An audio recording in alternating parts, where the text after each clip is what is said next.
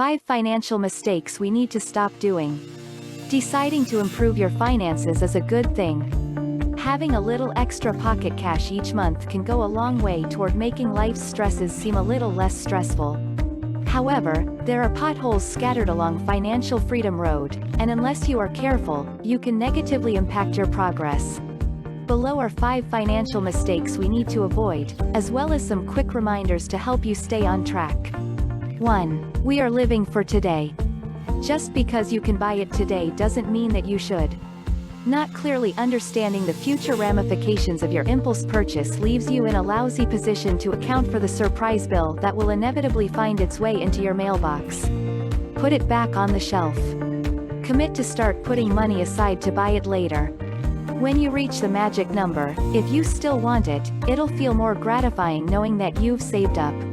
You'll have officially earned it, both figuratively and literally.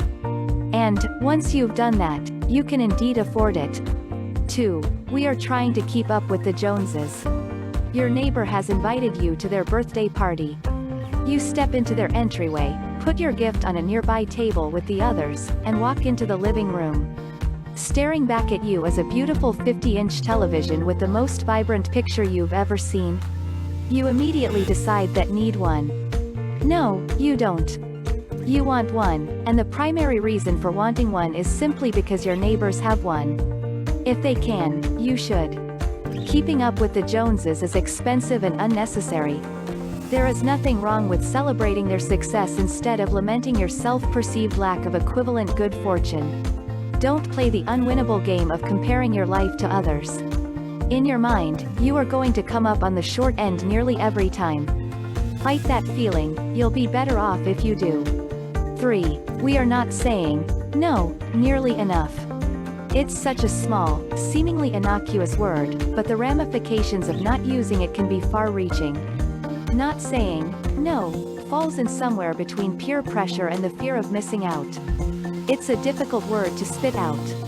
Your head can think no, but for some reason, your mouth spits out a yes. Why? Because your head knows that going out when you need to pay your car insurance isn't a great idea. Your head knows that you went out last weekend, and you should probably sit this one out. Your mouth thinks that your friends might stop being your friends if you don't give in now and then, regardless of the financial ramifications. Your mouth is wrong.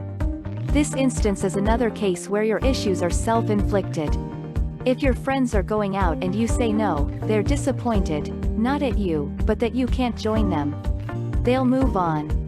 They're your friends, they'll ask again and again and again. That's what friends do. If the event is going to put you in a bad way financially, then say no. 4. We keep putting off the small stuff. Your tooth hurts, but the pain only comes around every once in a while and is pretty manageable. It'll cost you money, but it's not a pressing need, so you don't bother dealing with it. Cash is tight, and you don't want to allocate extra funds for something that isn't that big of a deal. A year later, the manageable tooth pain has become unbearable, and you need an emergency root canal to fix it. You have insurance, but the required deductible and missing work are going to set you back quite a bit further than if you had dealt with it in the beginning. Things rarely fix themselves. A small unchecked problem can become a significant one. Before you know it, it'll end up costing more money than it should. Create an emergency fund so you can fix the small stuff well before it becomes an emergency. By not doing so, you are saving some money today but risking significant costs down the road. More often than not, that is a bet we all lose. 5. We are not budgeting. Without having a clear understanding of what we can spend our money on, we end up blindly relying on our current finances when making buying decisions. The sad truth is that while our bank account is prettiest the Monday after payday, it's what's in there 2 weeks later that can make or break us. We need to make a budget and stick to it. Invariably, not budgeting leads to overspending and doing the dreaded stress-inducing X days to payday math. By not knowing what's going out tomorrow, we will only see what's in there today. The internet is your friend here.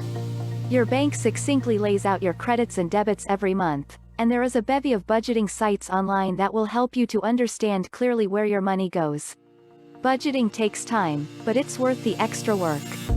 Each of us has negative money triggers, but none of them has to derail our quest for financial freedom permanently.